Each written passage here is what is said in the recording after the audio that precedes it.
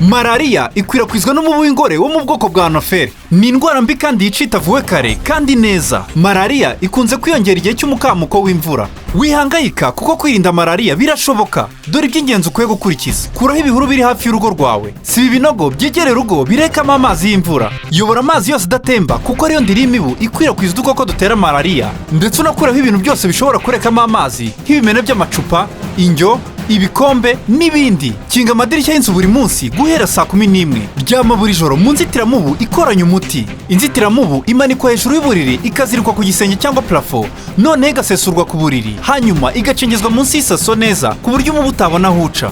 Inzitiramubu imeswa rimwe mu gihembwe igihe yanduye, ikameseshwa isabune isanzwe itari ifu cyangwa iy'amazi, ikanikwa mu gicucu ahantu hashashe kugira ngo igumane umuti yakoranywe. Igihe cyose ugize ibimenyetso bya malariya nko kugira umuriro, kubabara umutwe, kubabara mu ngingo n'ibindi, ihutire kwivuza ku mujyanama w'ubuzima cyangwa ikigo nderabuzima kikwegereye. Rinda umuryango wawe malariya maze mugire ubuzima buzira umuze. Ubu butumwa mubugejweho na Minisiteri y'Ubuzima ibinyujije mu kigo cy'igihugu gishinzwe ubuzima RBC.